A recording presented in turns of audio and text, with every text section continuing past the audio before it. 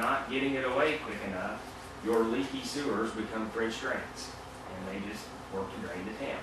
I've got another community that I've just finished up a master plan with. It's right on the river. It's in the town of Grandview in Spencer County and Dan's County, and mine actually. But their system's inundated by river water, and every time the river's up, their pumps are running 100% of the time. You know, it doesn't take rocket scientists to go in there and say, where's my low-hanging fruit that I need to go after and address to start getting some of these flows down. We've got some success stories Vince can elaborate on too, where we've had some pretty good luck getting flows out with some rehabilitation projects. And you know, I think it behooves us in this work to take a look at, is there any low-hanging fruit out there that we can address in the city, in the town's collection system to try to alleviate some of that. Maybe it's through addressing some of these ponding issues and these flooding issues. Maybe we can identify some things that you guys can do yourselves too. I know it's more work for you, but you know, if we can take that comprehensive approach, it speaks volumes to the overall project and just the community to be able to see that, hey, we're trying to help ourselves here. We're not just going to the bank to spend a lot of money on a big project and raise rates. Key personnel roles is the next thing you're going to see. We've got this staff primarily out of our Evansville office. I'm the vice president over that office. I will be the project manager on your project. Took me an hour to get up here today. I don't drive the speed limit, but it did take me an hour to get up here today. So I mean, it's not a John at all for us. I've got a couple of key people staffed on this project. Alan Leisner, you'll see right below me. I've worked with Alan for a number of years. He's got over 20 years experience in collection systems and wastewater systems. He's done a lot of rehabilitation work as well. Brenton Casanauer, to the left of him. Brenton actually does a lot of our modeling, flow study type work where we're talking about identifying how much flow we've got to deal with and coming up with alternatives to handle those flows.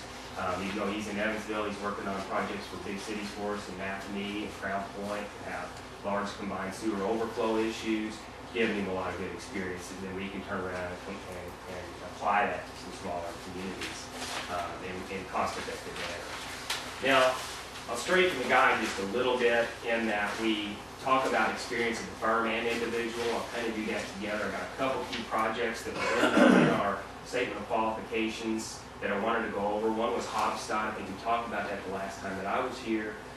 41 and 64. They got 10-to-1 peak ratio. When it doesn't rain, they get about 100,000 gallons a day. When it rains, they get a million. And we were brought in after they'd already built an equalization facility that wasn't big enough. And our approach with them was, again, a comprehensive approach. We identified some bottlenecks at the treatment plant, right in the screening, kind of where we're seeing it at your plant, where we made some upgrades to the screening. We added a little bit of tankage on their extended air plant, it's similar to Ural's. And we didn't have to increase the capacity of those equalization basins. We were able to modify those operations enough that we can kind of balance it out. And that project's been done for over 10 years now. Haven't had an overflow since it's been done. Still get a lot of rain. Did a rehabilitation project a couple of years ago, concluded, I guess, last year, and we're seeing quite a bit of reduction in flow on their project as well. The plant's very similar to yours with the exception they don't have a lagoon. They've got a concrete basin that they use for their overflows. Briefly hit on Huntingburg, more similar to yours in that they have a couple of lagoons that we changed into EQ basins. Actually, that was a regulatory feather in our cap because we were able to work with the regulators to do something where when those lagoons fill up and they're still having a wet weather event, they're able to blend that in at the discharge and treat it with disinfectant and then discharge it to their creek. And that's one of the only ones in the state. And it was a combination of technical practicality and just convincing the regulators that this was going to provide a quality effluent and not, in different streams. And the final one I've got on there is Newburgh. Just because it's close to us, it's one of the bigger plants that we've done work with out of our office. Their design flows 7.5 million gallons a day. Now, granted, that's quite a bit more than what you guys have, but the idea here is when it rains, they could get 20. And we've had 20 go through the plant. We actually had close to 20 go through the plant when it was under construction and didn't have an overflow. So it took a lot of monitoring, it took a lot of preparation on everybody's part. The contractor was great, and staff was on top of things, but we were able to handle that through that plant during construction. One experience in the firm, this just shows that, you know, we're not just in southern Indiana or central Indiana, this is kind of everywhere. Vince, Plainville? Real close by right here. You probably all know Lee Kaufman. We did a job there all back, it's been probably about 7, 8 years ago. They had some issues with the treatment plant. They had some issues with their collection system. And we were able to work with SIDC and have a very successful project. Town of Orleans is a massive, and Eric was involved with that one, a massive sewer rehabilitation project. I mean, it seems like whether you go north, south, east, or west, everybody's got infiltration and flow problems.